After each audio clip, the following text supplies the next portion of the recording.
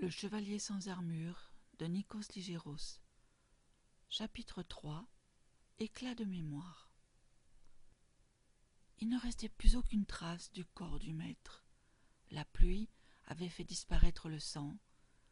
C'était comme s'il n'était pas mort. Pourtant des témoins avaient affirmé l'avoir vu à cet endroit, tout près de l'arbre séculaire. Puis soudain, plus rien. Le temps était venu retrouver ce qui lui appartenait. Les gens du bourg ne cessaient de parler de cet événement afin de trouver une explication rationnelle, mais cela dépassait l'entendement humain. C'était ainsi qu'était née la légende du maître du temps. La bête immonde s'était retirée de l'eau pour envahir la citadelle de la mémoire. Plus rien ne devait rester sur son passage. Elle broyait toute résistance, même la plus infime. Elle avait besoin d'un exemple pour terroriser la population, et elle avait choisi cette citadelle réputée imprenable. Elle arracherait de ses propres mains chacune de ces pierres pour en faire la route des esclaves. La longueur de la route donnerait la mesure de sa grandeur. Seulement, les pierres n'avaient pas dit leur dernier mot. Dans la crypte, les gisants avaient pris place, ainsi que l'avait prédit le maître.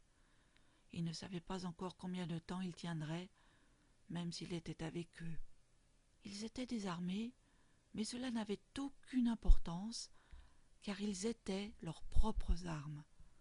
Le maître leur avait enseigné le combat mental, et la force qu'ils avaient entre leurs mains n'avait pas de commune mesure.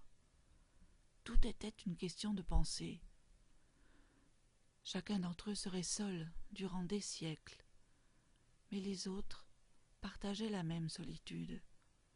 Leur corps épousa la pierre pour mieux traverser le temps. C'était leur unique mission. Les codex devaient être lus par des hommes qui n'étaient pas encore nés. Telles avaient été les dernières instructions du maître. Depuis, il n'avait plus revu le chevalier sans armure. Il se releva après sa première mort. Les pierres étaient tout aussi blessantes qu'autrefois, mais les hommes avaient changé. Le passage existait donc. Seulement, comment le retrouver dans les siècles noirs? L'arbre était beaucoup plus grand. Il était majestueux et dominait l'ensemble de la place du bourg. Des enfants couraient sur le côté, en tenant des galettes de sucre à la main. La vision avait dit vrai. L'avenir était possible, malgré la bête immonde. Il examina les pierres des maisons. C'étaient bien elles. Elles avaient refusé de devenir des pavés. Elles préféraient la liberté du ciel.